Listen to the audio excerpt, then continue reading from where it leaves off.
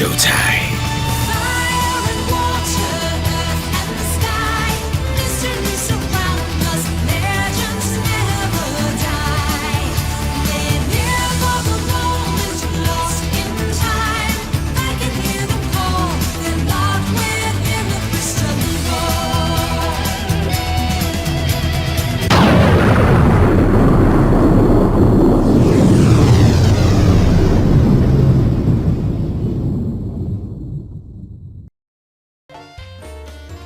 Hello everybody, my name is the D-Rock100 and welcome to another episode of Pokemon Shining Pearl. Hey, a second recording done on the same day?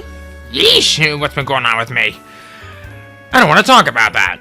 Last time, we finally arrived at Pastoria City and I got some NPC just trying to walk around me like weirdos. Trying to impress someone who's a pug to them. How dare they? This time, we got an area to explore. We have an area to explore. The Great Marsh, right in here. Hold me.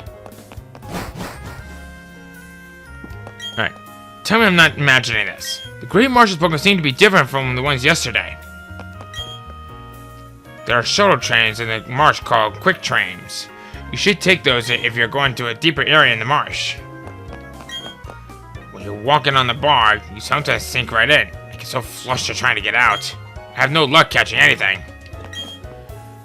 Use a pair of binoculars to look out over the Great Marsh. You can see what kinds of Pokemon can be caught and where they are.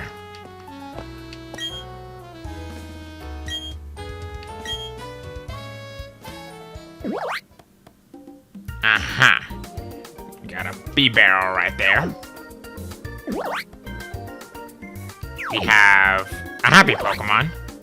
Another B-barrel. A Pokemon that's hopping on his tail. A Pokemon that's very happy. And that's it. Alright. Look at the Great Marsh. Is this your first Safari game? Yes, it is. When you enter the Great Marsh, you receive 30 Safari Balls. That's the only kind of ball you're allowed to use in the Safari game. It gives over when you run out of Safari Balls or when you walk to 500 steps. Please do enjoy the untamed nature of the Great Marsh. I will play your game.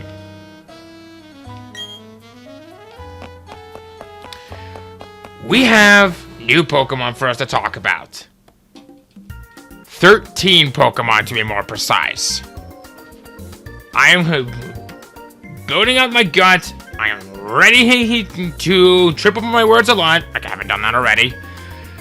And we're gonna get right to it. If you don't want to hear any of these, and just want to cut right to the chase, I'll put a time frame right now on screen, and so you can jump right to it, so you don't have to make a ramble for the next 20 minutes. So, we're gonna get started in a 3, 2, 1. You've been warned. Let's get to it. So starting things off, we have our good buddies of Azurill and Marill. It starts off as a normal fairy type and then it'll evolve into a water fairy type Pokemon. And honestly, they're pretty balanced out as it is. What really makes them stand out is the fact that they used to have a signature ability known as Huge Power. This doubles the Pokemon's attack stat. Honestly, this is really not a bad ability to go for if you're looking for a decent physically offensive Pokemon. For a Pokemon that goes from a normal fairy type to a water fairy type, you actually gain a good amount of resistance, if in that matter. Do I recommend going for any of these Pokemon? Well, a bit of a yes and no. I only recommend any of these Pokemon if you just really like the type combination they go for, or if you just really love it. I can't really say much more to that on that matter. But I guess if you want to be more tactical, Sapsipper is great, especially since it's pretty much a counter to one of his weaknesses, grass. But other than that, Azurill and Marill are decent in the way they are. You may love them, but some people may say otherwise. Next up is Wooper and Quagsire. These are a couple of my personal favorites. One starts out with being really happy to have no arms, to one that's pretty much drunk all the time who's always happy. These are very, very weird Pokemon. They're slow, but they do have some good use. Why? I love the water ground types. Some of my friends like the water ground types. What does that mean? Only one weakness of grass. Enough said. Just please don't get one with damp for the ability. The reason why I say don't get one with damp, it just negates self-destruct and explosion, which you're barely ever going to be seeing throughout your journey.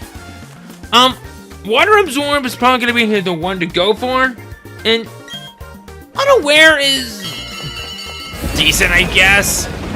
I don't know. I'm not really much of an unaware person. I'm kind of a very noticeable kind of guy. Okay.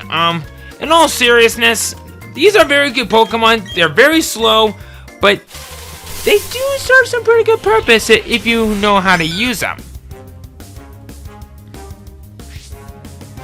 Next up is Hoothoot and his evolution of Knockdown. I don't remember if we can encounter Hoothoot from earlier, and if it did, then I accidentally missed it, so whoops! These are no ordinary normal flying types. They are actually more on the special defensive side, something you don't see very often in these particular games. What really makes them stand out is that they're capable of even learning Confusion at a pretty decent level. I recommend that you catch one who maybe hittable with Tinted Lens for the ability. This will pretty much double the damage to those that are non-effective. Not bad to say the least, but Keen Eye is definitely a close second. They're not bad, but like I said, they're more on the special defensive side, and they're not bad special offensive Pokemon. The only big negative that I really need to say is that Confusion, when it's learned and eventually Psychic, they're not going to get the same type of tag bonus. So this is not exactly the best way of how to use these particular Pokemon. They're really good, they're just a little bit on the shallow side. Just like in the Great Marsh that we're in right now. Next up, Gyarados, the evolution of Magikarp. Not much really needs to be said about this. It's a classic, everyone loves it, and they don't call it the atrocious Pokemon for nothing. A strange thing about Gyarados that I never understood is that ever since its debut, it's been more on the physically offensive side rather than specially offensive. And it has a large variety of moves that it can learn. This was the ultimate Thrasher in the past. Get it? Because it knows Thrash? But in all seriousness, I like this Pokemon. It can only be caught with the good rod. They're hard to catch though. In fact, if you caught a Magikarp earlier with the old rod, you will very likely have a Gyarados already at this point. So, they're very good. They're hard to catch. But you should probably already have one at this point in the game. Next up, the other Pokemon that you can find over with the good rod is Barboach. Now this particular water ground type, I actually have a bit of a bigger soft spot for. The reason why I say it like that is because, well, look at it. I gotta see this one as a little bit more on the balance side. I recommend this one over the other ones personally. Don't get me wrong, the other water ground types are really good, but Barboach has a bit of a better use for it. The only thing that I can say that's really worth your time in terms of abilities is going to have to be either Anticipation or Hydration. But other than that, it's there if you want it, but I actually considered even using Barboach on my team for a while, but I ultimately decided against it because the reason of why I liked it so much is because I used it in so many playthroughs. Not in this particular game, but in others. And it served me well, don't get me wrong. They're very good. Next up, we're going to be getting into some Pokemon that can only be found when Pokemon change over time each day. Starting things off, is Golduck, the evolution of Psyduck. Everything I said about Psyduck sort of applies with this one. This is probably one of the more balanced out on the water types and that can learn Psychic type and moves naturally. And this is a prime example of a Pokemon that is misleading. It's not gold! This is something I've always had issues with in the past. Golduck is, of course, a classic, but its evolution should have been Golduck, while Golduck should have been Psyduck. It's always something that used to bother me. It doesn't really bother me much as it used to, but I guess it does a whole bit of an interesting side effect for me. As per usual, if you want to be tactical, Swift Swim's the one to go for, but if you want to be more on the experience side, I recommend Cloud9 over the others. This eliminates the effects of weather, but a certain Dragon Flying type kind of perfected that. But experiment with this one. If you already had a Psyduck from before, Golduck will be in your arsenal as it is. And it's going to be a very good Pokemon. It's just very balanced, and I kind of see it as a bit of a mediocre Pokemon. Next up is Rosalia, the evolution of Bidoof. This is actually a pretty interesting Pokemon that I actually have a bit of a liking to. Rosalia is the lone Pokemon that not only gained an evolution, but it also gained a pre-evolution. This is the earliest time from when you can find Rosalia, unless you went in a different route than what I did. Bringing this down to as a Pokemon. This is a Pokemon that I feel like is really good, but I don't recommend if you are a nighttime player. The reason why I say nighttime is because this Pokemon evolves to happiness during the daytime. It becomes one of my absolute favorite, especially offensive Pokemon in the game. If you manage to get a Roserade, this is a very good Pokemon. Do I recommend it for any other player? Yeah.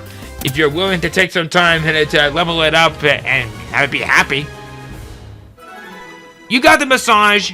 You got some drugs. Never thought I would ever really say that. But honestly, I struggle to say a lot of bad things about this. The only real big gripe that I have with it is that Rosalia, unfortunately, has a sheer number of weaknesses. That's probably the biggest gripe that I have with it. And also, why does this thing not have Sunny Day?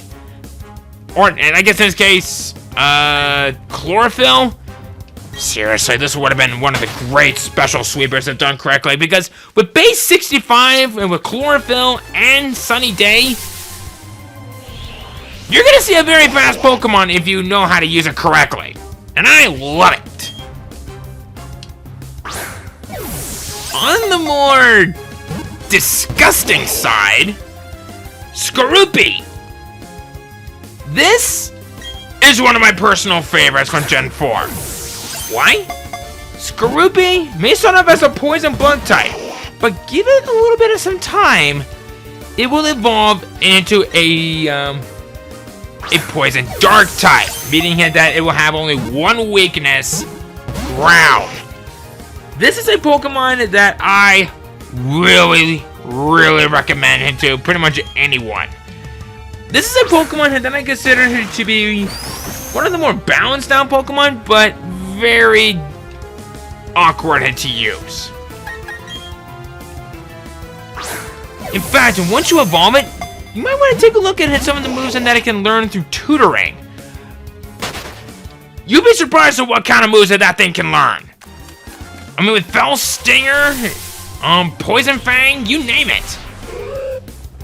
I have a soft spot for this Pokemon, and I did originally wanted to use a Pokemon like this on my team, but I ultimately decided against it because it was kind of the same situation what I talked about with Barboach. But yeah, I just am struggling to really have a good Pokemon like this on my team because of how good it really is. Next up is probably one of the more awkward Pokemon. Krogunk. Okay, we all know Brock's Krogunk in the anime. We all know on how great it is. We all know that it's probably one of the best mixed attackers in the game. What's the problem with it? Moves and type. Oh yeah, and some of its abilities. The only real ability that's worth your time is Poison Touch. This can cause a Pokemon to be poisoned 30% of the time from when it comes into physical contact with it. Which it has it as a hidden ability. What? In fact, to make matters even worse, some of the other abilities that have Anticipation and Dry Skin are great for double battles. Dry Skin heals the Pokemon when it comes in contact with water, but it loses some of its HP while in sunlight and increases the damage received from fire type moves. By now, I think you might be seeing where I'm going with this. This is a very good Pokemon. It's just has a sheer number of weaknesses to go for. In fact, it holds a quad weakness to Psychic. And yeah, it knows Poison Jab. It will eventually learn some other cool moves like that. But why would you want to catch one in this Great Marsh if you only will find one, I think, in the next route? This is a very weird concept of a Pokemon that I say that it's one of those potentials where I could talk about with Dunsparce. It's very decent in the way, but it's just god-awful on certain other aspects. And finally, oh my god, I can finally catch my breath after this. Carnivore. What? For a Pokemon that's based off of the Venus Flytrap, I'm willing to bet you that someone at Game Freak is just a huge fan of Little Shop of Horrors. Don't lie, it looks like it could be like that. But in all seriousness, Carnivore is a very interesting Pokemon to say the least. For a pure grass type Pokemon with Levitate, this is a very weird Pokemon. I guess the only real interesting thing that I could say about it that might be here worth considering is the fact that, well, look at it. But why would something this tall be this creepy? Now, if you've seen the anime, you would definitely know on how weird Carnivore is. But can you really say no to base 100 attack? And it's so slow that we might as well consider it to be a mediocre Pokemon that has a shared number of weakness, the total being 5. If you can get around all that, Carnivore is one of the most interesting Pokemon to have, but be mindful that it's held back by its awkward stats, its movesets, and that's pretty much all over the place. But you can't go wrong with Grass Knot, Leaf Tornado, Seed Bomb, and Power Whip. Right? Right.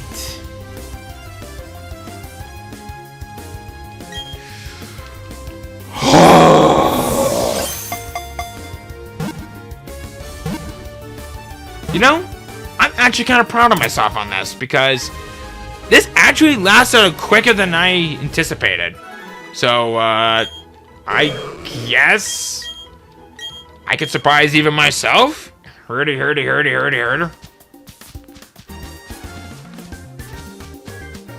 I pretty much just showed off the majority of the Safari Zone, and there's definitely a handful of Pokemon that is worth your time, but some of these Pokemon can be found in later routes, higher level, and you can actually weaken them in battle. But that doesn't mean that it's bad. Hey, it's Quagmire! I mean Quagsire! Don't lie! Okay.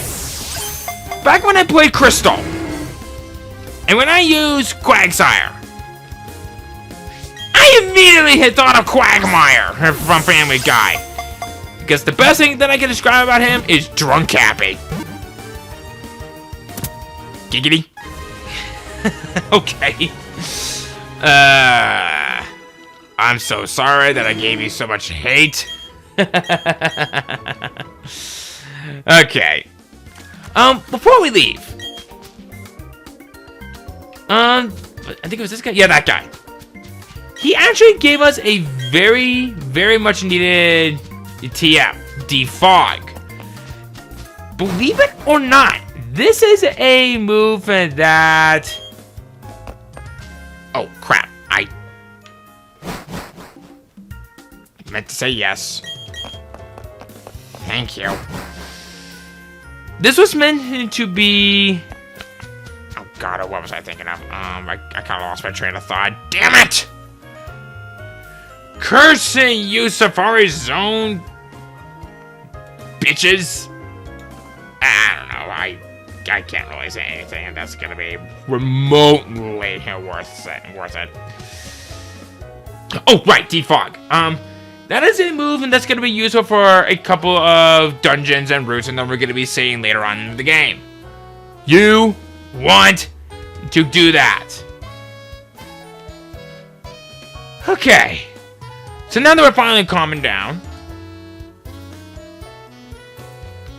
and I guess I could technically cover the starter Pokemon's evolutions, but with all these 13 bios that I had to do for this episode, I'm gonna give myself a break on that.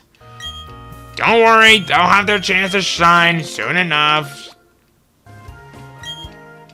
So let me just grab these Nana Berries. They're good for Pokemon in Pokemon Go. Making them high as a kite. I don't know, that's what it really does. Let's just go to the gym.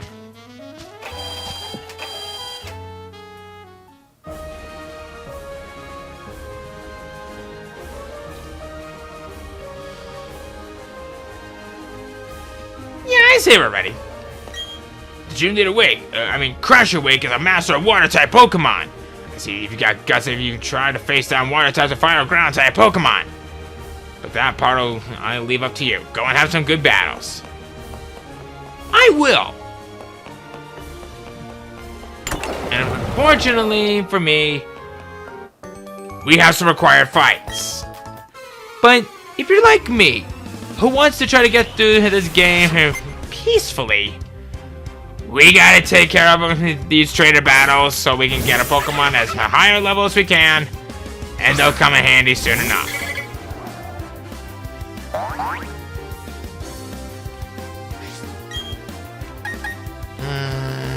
Nah, I'm gonna save Giga Drain for later. Can never tell when that could come in handy.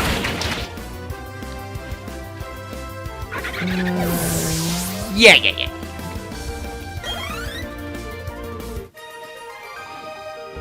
The trick is, Jackie, learning to live with yourself forever.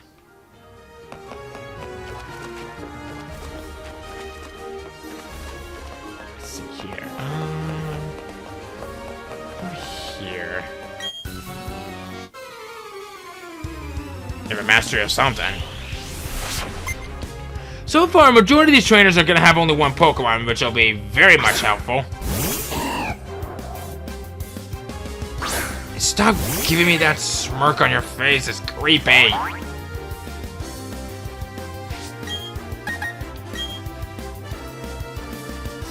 I was actually kind of considering giving Papilio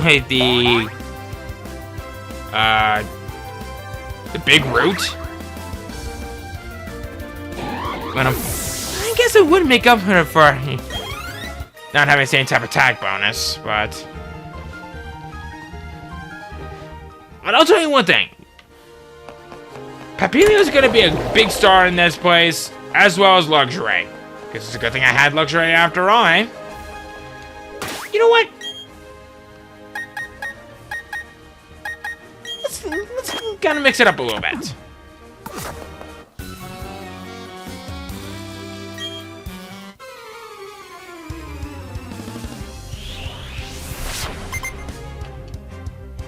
Let's see here. Wingull. See, this is why I recommend you challenge as many of these trainers as possible. Because they will have some Pokemon that if you choose not to look for them in the wild, I can almost guarantee that you'll find them out here. Except for maybe one. But that ain't important. Come here, you! Aww, you poor hair seagull. Just get for shitting on my head while I was at Cedar Point last year. So, while we're... Okay. Do I want to go into this? Okay, yeah. So, I was at Cedar Point last year, and I was with, of course, my parents and my girlfriend. We were heading back up front to meet up with each other for lunch. I had a cowboy hat on. And apparently, seagulls consider that to be the perfect bomb drop, I guess? I think you might be seeing where I'm going with this. Okay, and I know the phrase, when life gives you lemons, you make lemonade out of it. But supposedly, you getting pooped on by a wingull. Or a seagull, excuse me. Well, I guess they're kind of the same Pokemon, but... They supposedly tell you that it's meant for me for good luck. Do I think it brings his good luck? Right, wrong. I want to know who came up with something like that. So I could just kick him in the face. If it's a woman, then I'll just kick her in the side. Because I don't want to ruin their makeup and their beautiful face. Yeah, I know, talking about a traumatizing moment in my life. What else is new about my life? Okay, in all seriousness, if you ever go into a place like that again where there's a lot of seagulls, don't take a brown hat. They will consider that to be the perfect target for poop dropping. I know it's a weird thing to talk about, but I'm trying to figure out something to talk about, okay? And what am I exactly supposed to do with stuff like this? Not me!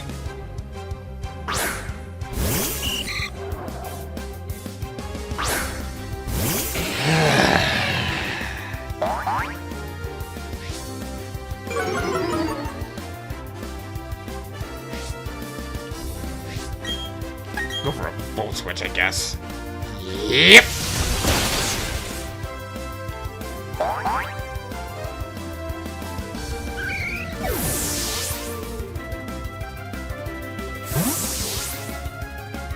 It is the perfect switch out.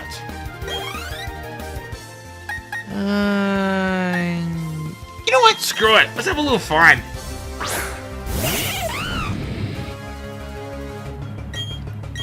Yeah, actually, I mean, no. Infernape? Be a sunshine and not a waterfall. Even though that I prefer water over heat. Excuse me, water over fire. I'm not trying to be a specious. I'm for equality here. Oh boy.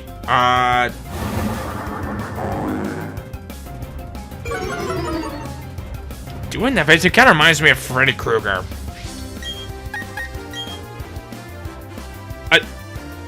Substitute.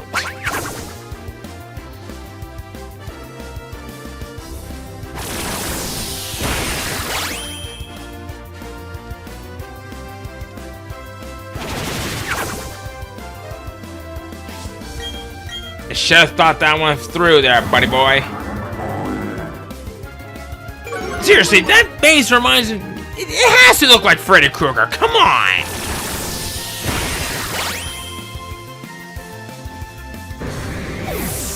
Just yeesh. Rhino's a level 30. Not that it's gonna matter much. Okay! I take it back! I take it back! Rock Blast is very good. You're just a big old sweetie that doesn't need to have a scary face.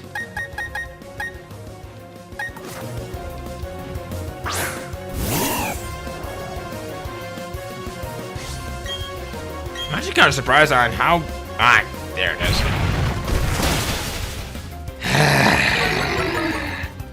You've always lowered my speed enough as it is. I'm gonna put you out of your misery.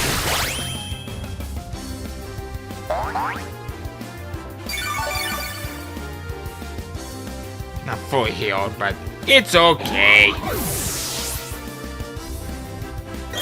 Sun's at level 37. I'll take it.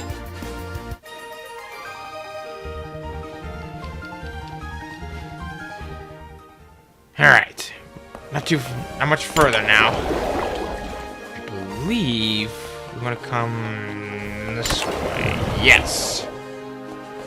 I think we have one more challenger before the gym leader, if I remember correctly. Yes.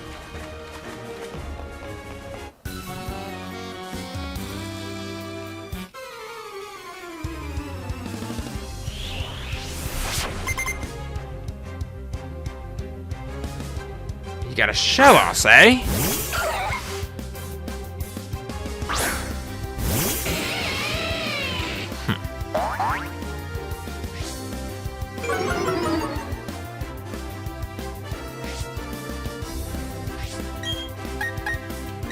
Go for a spark, go for something. There we go.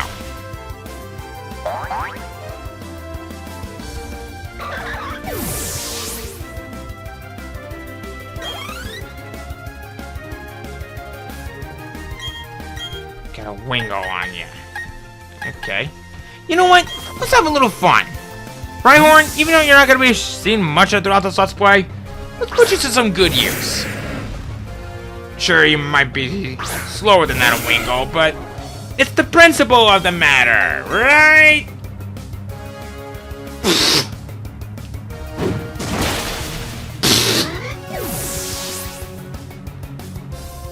Well, that was lame. Cloud is level 33 and Muse is level 35. I'll take it. Alright, and Shellos, okay.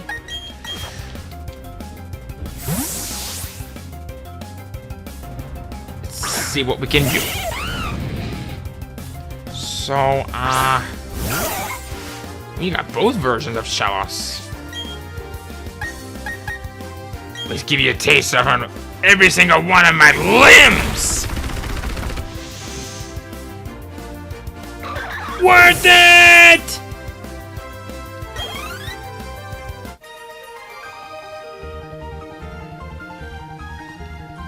Oh, don't get so down on yourself.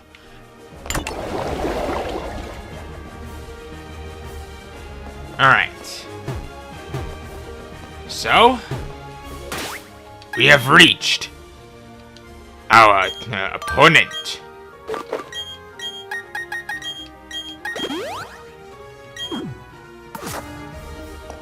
Greetings. Welcome. I don't get challenged very often. The glory you are now beholding is the Pastoria Gym Leader. That's right, I'm Crasher Wake. A Pokemon we're toughened up by stormy white waters. Stormy white waters? Isn't that supposed to be like snow or ice or maybe even toxic water?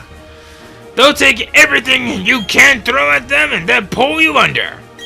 Victory will be ours. Come on, let's get it done. Crasher Wake is one of my favorite gym leaders. It's mostly because of his personality. I like the guy. Crasher Wake has 3 Pokemon on his team. His first Pokemon, Gyarados, level 27, Water Flying type, Intimidate for the ability, holding the Wide Lens. But Brine, Ice Fang, Crunch, and Flail.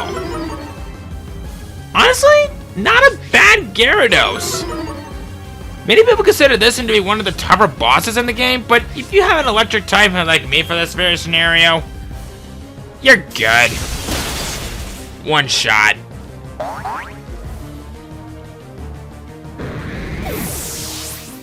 Alright. Go. Come on back.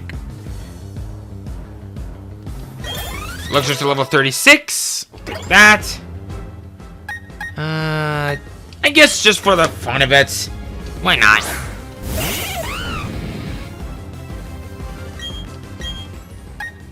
Heh.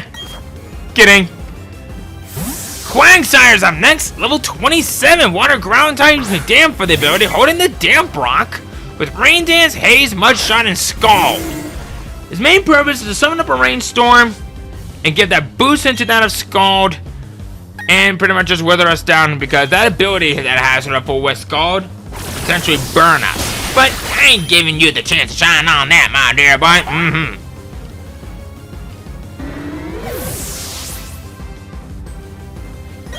Papilio's at level 35. I'll take it. And finally, the one that's gonna be the bane of my existence, kind of. Float Soul, level 30, pure water type, Swift Swim for the ability, holding the Citrus Berry, Brine, Ice Fang, Bite, and Aqua Jet. Hey, that was a good move. He's also an honorable guy. Now, you're gonna use Aqua Jet to deal your first ever attack on me? Because I bet you are. Yeah, there it is. Ouch. But I'm okay. Your Float Soul, on the other hand.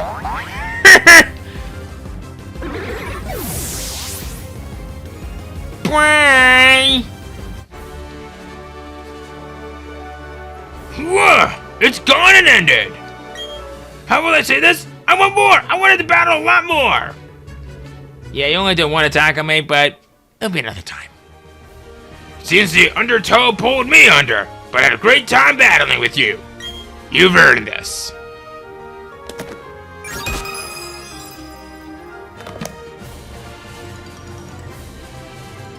The Fen Badge.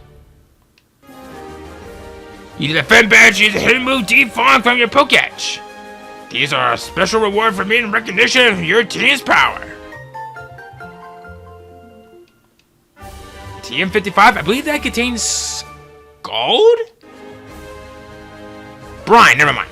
It inflicts double the damage on targets with less than half their HP left. Use it to end battles decisively. I really wish it was Scald. It would have been perfect.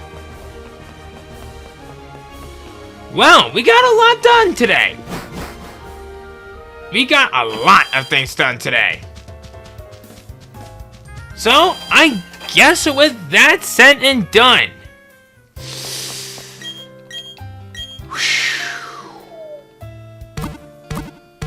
I could probably take a breather.